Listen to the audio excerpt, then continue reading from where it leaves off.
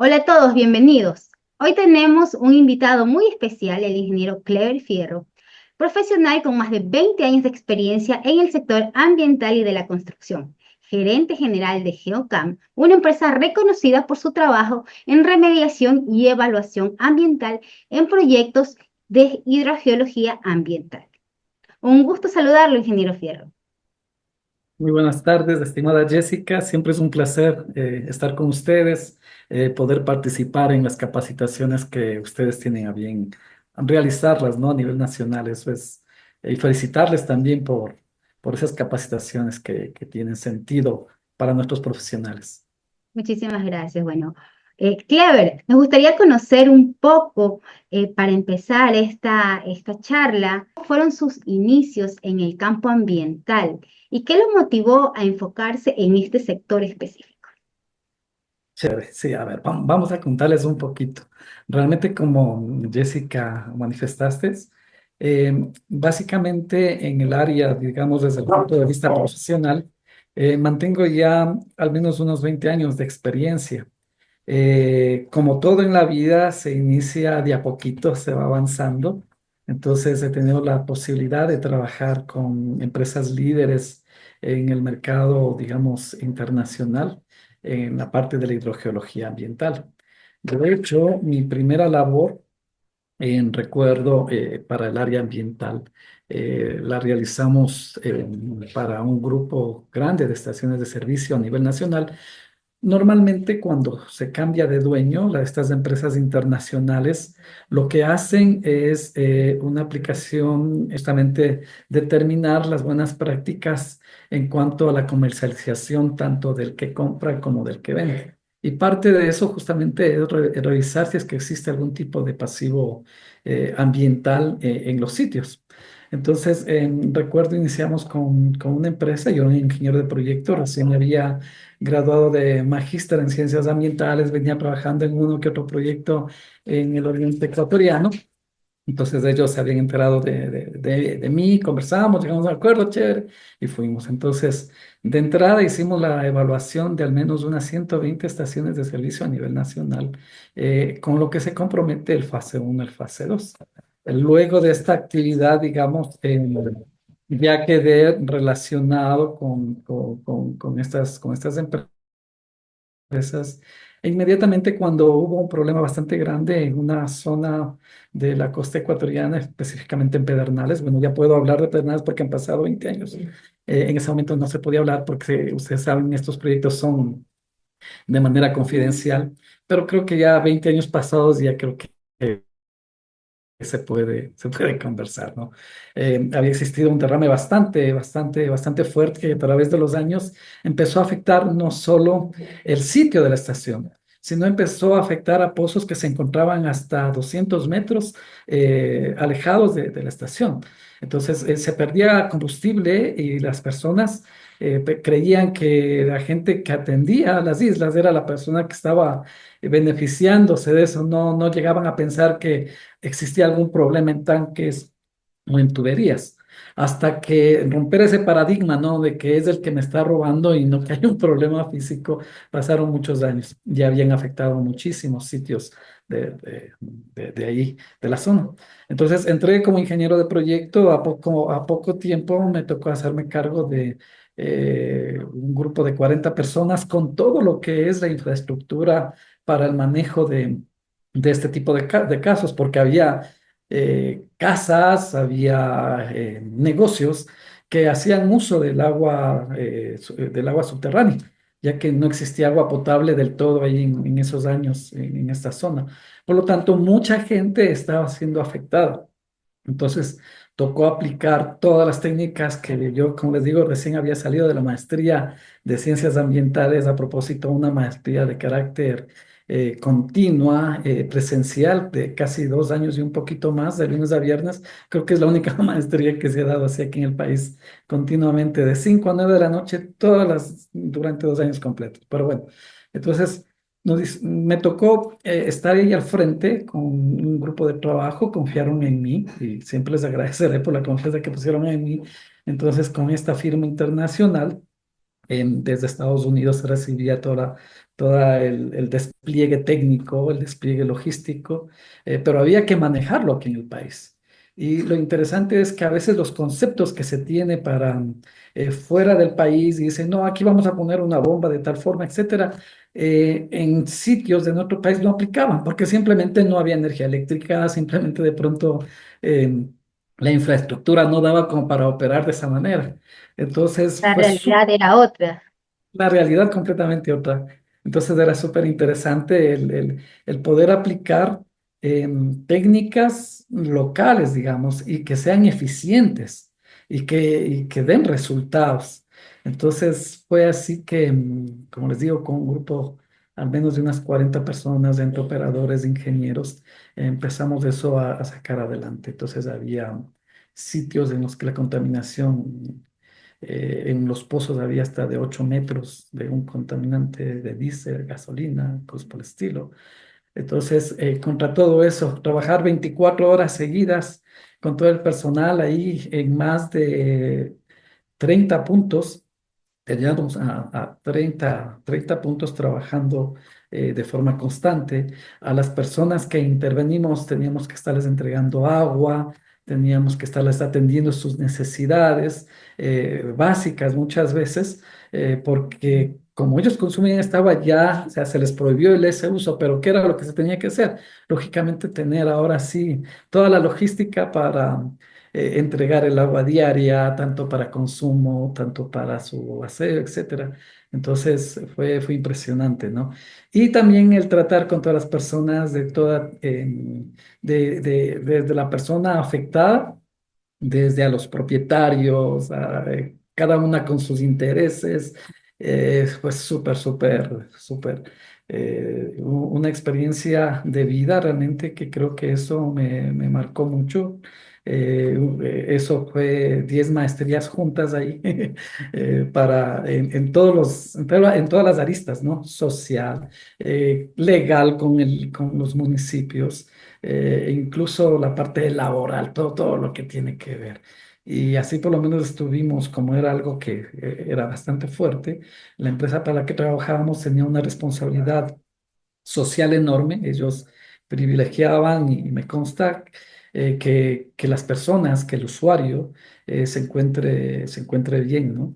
Entonces nos tocaba, como les digo nuevamente, hacerle todo lo posible para que esa persona con su afectación no siga y se le dio todo el apoyo necesario ahí a la comunidad. Ese fue el gancho, ¿no? Luego ya como los tiempos tienen que transcurrir lógicamente, fundamos de forma paralela dos compañías, la compañía en su momento Geototal, el cual era socio y gerente también, y Geocam, que estaba también naciendo. Geototal era una empresa internacional con socios internacionales y Geocam una empresa netamente local y personal, eh, digamos, cien Bueno, y allá iba por también un ciento poco sí, allá también iba un poco mi pregunta. Bueno, ya nos has contado cómo nació, pero ¿cuál fue la visión que tenían desde el inicio? O sea, ¿fue justamente enfocada en toda la experiencia que habían adquirido en ese momento?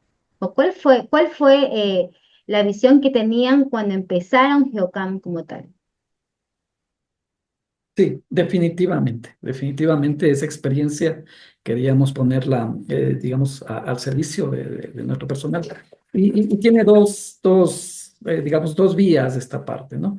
La parte interna que yo les llamo aquí a los compañeros que han trabajado, nosotros ya fuimos formados como Geocam desde el 2013, repotenciada Geocam desde el 2019. Del 19 al 2025 hemos trabajado con ingenieros que empiezan a interactuar con estas labores y ahora están trabajando en empresas, o sea, esa es la parte interna, nuestro cliente interno, que ellos también se beneficien de este conocimiento y tengan digamos, un procedimiento para trabajar, por un lado, la parte interna nuestros compañeros de trabajo, nuestros compañeros de labor, que pensamos, o sea, hemos hecho una labor bastante fuerte. El tiempo lo dirá, como les digo a los chicos, y ahora ellos trabajan en algunos ingenieros que han salido de aquí. Siempre nos están llamando, nos están diciendo, miren, estamos compartiendo las experiencias. Y por otro lado, justamente la parte de la comunidad. El agua es un elemento súper, ultra necesario, ¿no? Y ver las condiciones a veces que hay sitios en los que la gente tiene que consumir el agua del pozo, ya sea por la afectación de la sequía, etcétera. Y que se vea afectado digamos, una fuente de agua es bastante penoso porque ya luego con los estudios sabemos quiénes son los primeros, digamos, en tener problemas, ¿no? Los niños, los ancianos. Entonces, hacia allá es lo que queremos mediar, tanto la parte interna como la parte externa. O sea, esa es la conciencia de Geocam. De hecho, el primer logo que teníamos como Geocam era consultoría y asesoría para la protección del agua y del ambiente. O sea, ese es nuestro logo cliché que tenemos aquí en la compañía. Ujú. Muy interesante y bueno, y excelente gestión la que ha venido realizando Geocam. Una vez que hemos conocido un poco de cómo se creó, a mí me gustaría conocer en estos años, en estos más de 20 años ya de experiencia en Geocam, ¿cuáles han sido los principales logros que tal vez usted podría destacar en la gestión? Sí, a ver, creo que los principales logros es el cambiar un poco la mentalidad de las personas que han estado a nuestro alrededor en los proyectos. A ver, siempre se cree que lo que está afuera es mejor. De pronto alguien, como les digo a veces en las reuniones, ¿no? Alguien viene, habla un poco diferente y tiene el don de convencer a la gente y puede vender a veces paja, pero nada efectivo. Entonces, el logro dentro de Geocamp es haber logrado, por ejemplo, concretar estudios en los que se utilice, por ejemplo, herramientas propias locales, utilizar equipos que se han realizado aquí en el país de alta eficiencia y con bajo costo. O sea, ese es uno de los logros que nosotros lo mantenemos de una de las firmas, por un lado. Y por otro lado, si bien es cierto, con las otras compañías que se ha trabajado, se trabajaba un método que se llama geofísica, tomografías aplicada a la parte del medio ambiente. No se lo utilizaba. Realmente eso hoy está posicionado. ¿Y quiénes han sido los que han posicionado esto? Justamente es parte de todo el personal nuestro de Geocamp que ahora lo tienen ahí. eh, Logrado, ¿no? Ahora saben lo poderoso que puede ser esta herramienta bien utilizada. El problema ahora es el otro, ¿no? Que quieren utilizar esta herramienta sin utilizar los otros aspectos digamos, del trabajo y entonces ahí entran en conflictos, pero es todo integral. Pero ahí hemos estado trabajando y creo que somos pioneros aquí en el país. A mí personal es pionero aquí en el país y como Geocam estamos ahí tratando de liderar esta situación. Ujú. Muy bien. Sabemos que como Geocam han intervenido en proyectos ambientales complejos, especialmente vinculados en estaciones de servicios, suelos contaminados, como usted lo acaba de indicar, manejo de aguas subterráneas también. Y uno de los temas que más nos ha llamado la atención es el relacionado a la determinación de las plumas de afectación y remediación de suelo. ¿Nos puede contar un poco sobre cómo se trabaja en campo o cómo lo aplican desde Geocam?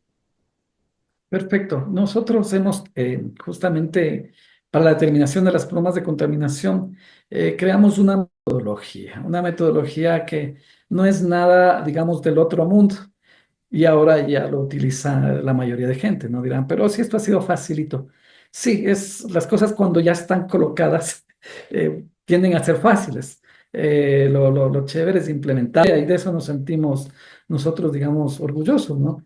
Entonces, por ejemplo, en lo que es de la pluma de contaminación, nosotros empezamos con una evaluación de fase uno. Esta evaluación de fase uno que tiene que ver con la norma. ¿Qué es lo que me indica? Hacer el estudio del sitio, conocerlo al fondo, esta parte es sumamente importante y a veces esto lo dejan de lado, quieren ir directo a, como dicen, dos manos de sopa y directo a la presa. En este caso, uno tiene que concentrarse mucho en esta parte documental, conocer el sitio al que voy a trabajar, desde el punto de qué problemas hubieron, si hubo alguna contingencia, etcétera, qué tipo de suelo, dónde está ubicado, los vecinos, todo lo que está a mi alrededor, para dónde va el viento, cosas por el estilo. Es algo, como le digo, lo que normalmente pedirían en cualquier estudio, la línea base que dirían, pero esa sí debe ser concientizada a ver hacia dónde quiero llegar. Entonces, aquí nosotros introducimos en esta parte, dentro de nuestra metodología, lo que se llaman las tomografías eléctricas. Esta metodología nos permite a nosotros conocer a manera de radiografía lo que está sucediendo en el suelo, para de ahí optimizar en un fase 2 los sitios en los que vamos a perforar. Entonces se hace las perforaciones ya en campo, el personal de campo va, hace perforaciones. Ese es otro también un problema bastante complejo, ¿no? A veces piensan que un equipo o un tipo de perforación me va a dar toda la información posible, cuando les digo a veces las cosas son sencillas, vamos de a poco y vamos avanzando, ¿no? Entonces, con eso yo voy determinando, hago perforaciones, toma de muestras, trabajamos con los mejores laboratorios aquí del país. La verdad, tenemos una relación estratégica muy buena con el laboratorio Brunte, con el laboratorio Navan Lab, que son bastante buenos, la verdad, y entonces estamos y están comprometidos también con los resultados. Luego que tenemos el fase uno, el fase 2, las tomografías, ya con todo este historial, ahora sí nosotros podemos inferir lo que se llama un modelo conceptual. Este modelo conceptual lo que me permite es conocer y determinar ahora sí en qué estoy parado y por dónde posiblemente esté afectando la contaminación y hacia dónde esté llegando. Entonces, cuando el cliente es un poco más estricto y realmente tiene más dinero, porque entramos a una etapa que se llama los modelos numéricos. Entonces, porque los modelos numéricos ya es que ya tenemos aquí especialistas en modelos numéricos para agua subterránea y también para modelos atmosféricos. Pero al ser ya, digamos, ya un campo ya estrictamente de especialidad, lógicamente ya tiene otro tipo de formación. Ahora sí ya vamos a saber, qué sé yo, si esta contaminación va a durar 3, 4, 5 años o cómo la vamos a manejar. Nosotros desde el modelo conceptual, nosotros ya podemos determinar técnicas remediales, qué proceso remedial se puede actuar en un punto determinado. Entonces es así hasta llegar a la técnica remedial adecuada. Una vez aplicada la técnica remedial, pues ahí a trabajar, pero, y aquí viene el otro, ¿no?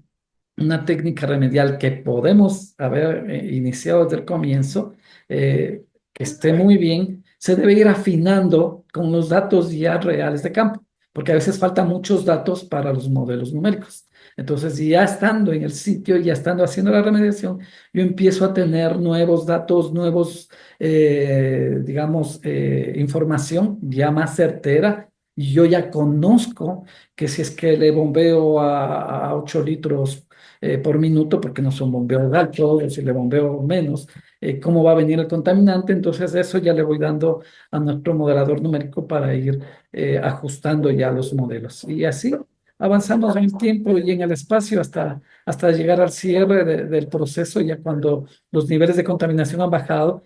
Si bien es cierto, hay que nombrarnos. Muchas veces la remediación de agua y suelo, ya cuando se llega a un nivel de remediación, es bastante complicado mantener o sea, llegar a cero. El llegar a cero, personalmente no he visto en ningún sitio que se haya llegado a restablecer el mismo límite, ¿no? Entonces, sí se llega a los límites aproximados a la normativa, y más nuestra normativa ecuatoriana, que es bastante exigente, es mucho más fuerte todavía. Entonces todo eso se debe ir regulando. Y así hasta el abandono. O sea, hemos tenido algunos trabajitos ya, la verdad, no tan de largo plazo como en las otras empresas que personalmente he estado, que mi personal no ha estado. Pero aquí en Geocam hemos ya hecho varios sistemas remediales, no así plumas de contaminación. En estos últimos 5 años hemos determinado al menos unos 15 sitios de ellos de este último en diciembre y ahorita estamos trabajando para Petroecuador en lo que se llama plumas de contaminación a nivel nacional, que son 4 estaciones, ¿no? De bombeo. Entonces yo creo que esa es la información de Petroecuador que les puedo dar porque estoy en el proceso. Pero como está en el cerco, pues en eso estamos trabajando en este momento. Muchísimas gracias. Yo quería preguntarle también que de acuerdo a su experiencia, ¿cuáles son los errores más comunes que cometen normalmente en la gestión ambiental en instalaciones donde almacenan o manejan lo que es los hidrocarburos?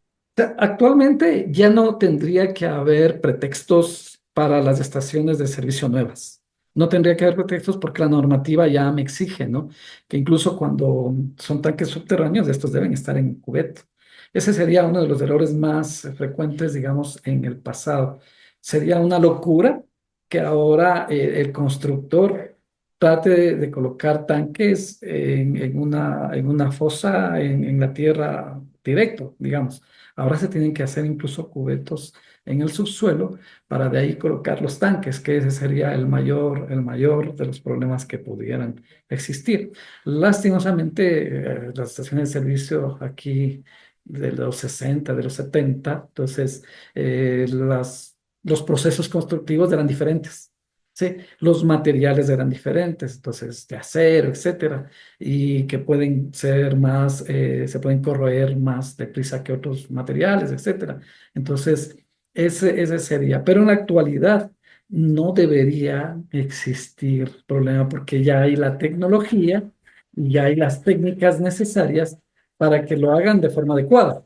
Entonces, el error ya sería de construcción, de quererse ahorrar por ahí unos dineritos, que como yo siempre les digo, el ahorro de hoy es el hambre para mañana, es contrario en la parte, no decir yo ahorro hoy para tener para mañana, no, en la parte de aquí de estación de servicio, el ahorrarse algo de hoy les va a dar hambre mañana. ¿Por qué? Porque por lo general por los mismos procesos de la estación siempre hay goteo, siempre hay uno que otro problema por ahí. Que si la estación está bien hecha, pues para eso está, ¿no? O sea, una estación tiene sus problemas y se puede rectificar. Sin embargo, si no han tomado en cuenta, por ejemplo, lo que le digo, que los tanques estén en cubetos y eso empiece a derramar de a poquito, con el tiempo van a tener un pasivo bien grande. Y lo que ahora se quisieron ahorrar un poquito, remediar un pasivo dependiendo del nivel de remediación que quiero llegar, podrá ir desde unos $100,000 hasta 1 millón, 2 millones, de allá, dependiendo de la afectación. Entonces, es ese el detalle, sería uno de los mayores errores, el no seguir las técnicas adecuadas de los procesos constructivos y ya en el manejo, ya las buenas prácticas ambientales que el operador y la gente que trabaja debería tener. Ujú. Bueno, y que también están estipuladas en la legislación ambiental, pues no, Por el tema de estaciones de supuesto. servicios, la legislación es bastante extensa y detallada. Entonces, realmente en la actualidad, quien no cumple es porque, como usted dice, quiere ahorrarse ciertos centavos al momento de la construcción, pero que al final del día, si descubre o si tiene algún problema, pues va a ser mucho mayor al que pudo haber gastado inicialmente. Definitivamente. Así es, correcto. Cuéntame una Ujú. cosa, ¿qué importancia tiene hoy los monitoreos ambientales preventivos y el control adecuado de la contaminación de los espacios? Definitivamente, como seguirle la temperatura a un niño que está ahí por ahí, ¿no? El que aún mantener el monitoreo es importantísimo. Sí, como que decía, con lo que me preguntó anteriormente, em, yo ya cumplo mi proceso constructivo, yo ya hago mis tareas, digamos, desde el punto de vista de legislación, buenas prácticas ambientales, y ahora viene el monitoreo. El monitoreo es importante porque me va a dar de primera mano, sí, digamos, de manera temprana, alguna alerta que esté sucediendo. Como el caso que le comentaba al comienzo, ¿no? Si el dueño de la estación no hubiese pensado, si cuando él vio que ya le faltaba gasolina, él no les hubiese echado la culpa a los, digamos, a los vendedores, a los isleros, y se hubiese puesto a pensar otra cosa, se hubiese detenido a tiempo cualquier evento. Entonces, lo mismo, ¿no? Un monitoreo temprano lo que me va a permitir a mí justamente es evaluar de forma directa cómo está en este caso, por ejemplo, mi subsuelo, mi agua subterránea. Entonces, cómo yo puedo determinar que algún problema tengo y puedo actuar de manera urgente, de manera inmediata. Entonces, con eso evito costos para el futuro. Sí, porque voy a actuar de forma inmediata. Oh, miren, aquí está apareciendo vapores. Analicemos qué es, qué sucedió, por qué se me incrementaron los vapores. O el agua de los pozos monitores empezó a aparecer con iridiscencia. Oh, ¿qué pasó? Veamos los inventarios. Aquí ha faltado un día, ¿no? Entonces me permite actuar a tiempo. Ya el ver para otro lado, eso sí, ya sería una locura, ¿no? Excelente. Yo quería también consultarle algo. De acuerdo a su experiencia, los tiempos mínimos de remediación, ¿cuáles serían? Porque actualmente nosotros vemos empresas que ofrecen remediación ambiental en periodos récord, 3 semanas, un mes, y cuando, bueno, escuchando un poco esta charla, esta conversación con usted, está hablando de años al momento de hacer una remediación ambiental. Sí, correcto. O sea, depende mucho justamente de la evaluación ambiental del fase uno para saber qué tan grande es la contaminación, la afectación, ¿no? Entonces, qué sé yo, por ejemplo, hemos tenido, y tengo clientes en el que ellos apenas, lo que les decía, de forma inmediata, ¿no? Ellos detectaron algún problema que hubo por ahí, algún reguero. Entonces se regó y de pronto hubo alguna fisura en el piso y eso afectó al piso. Entonces, ellos hacen de manera temprana lo que se llama una limpieza, igual que está limpiando el suelo, dicen, vamos a limpiar vapores en esta zona del suelo. Entonces, una limpieza de vapores que me han pedido, la verdad, que no son remediaciones, sino son limpiezas específicas, puntuales, en un sitio, pues, unos 3 meses al menos para estar trabajando. O sea, yo creo que es lo mínimo que se puede tener de trabajo, ¿no? Entonces, para mi concepto, limpiezas sencillas, acontecimientos muy puntuales pueden ser atacados de forma rápida y precisa y en el momento. Pero si una pluma de contaminación que la tuvieron ahí desde el momento de empezar con la pluma hasta saber hacia dónde está y con nuestros procesos, un año, 2, 3, 5 años, 10 años, dependiendo del avance. Pero para una limpieza sencilla, que digan, no, es que aquí no hubo derrame, no hubo nada, que simplemente estoy haciendo una limpieza de vapores, 2, 3 meses como les digo, una tarea muy, muy puntual, muy en ese sitio. O sea, nada más.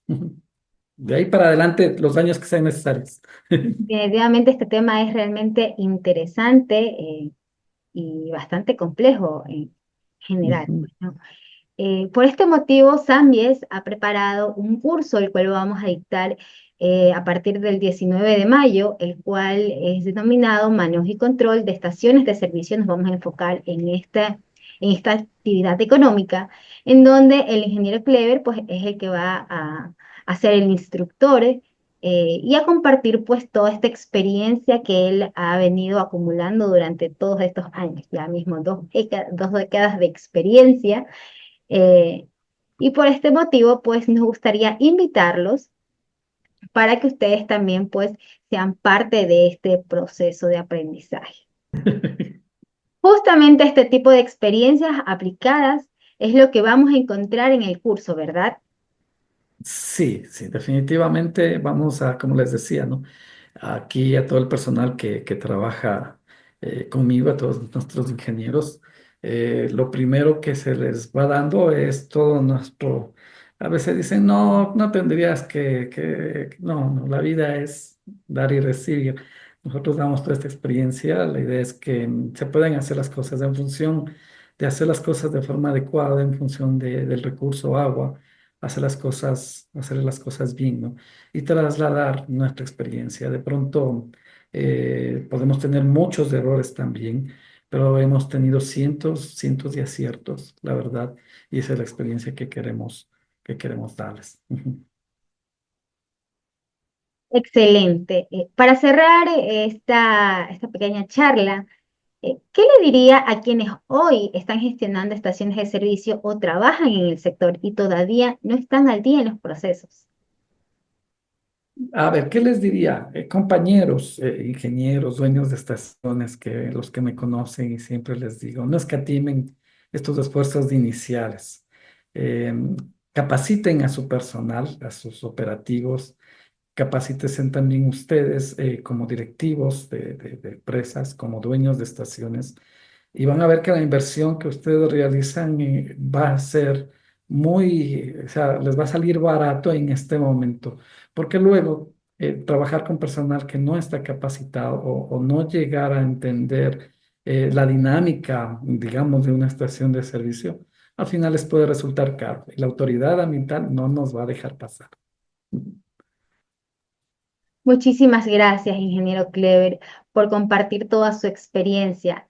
Les recordamos a todos que el curso inicia este 19 de mayo, que es 100% online con clases en vivo e incluye un certificado de aprobación. Así que nos vemos pronto y si le interesa conocer más sobre nuestro curso, los invitamos pues a escribirnos a todas nuestras redes sociales o a nuestro WhatsApp para nosotros compartirles más información detallada. Nos vemos pronto. Muchísimas gracias, ingeniero. Pasen muy bien y pues estamos en contacto. Listo, Jessica, estamos a las órdenes. Les esperamos en el curso. Chao. Gracias.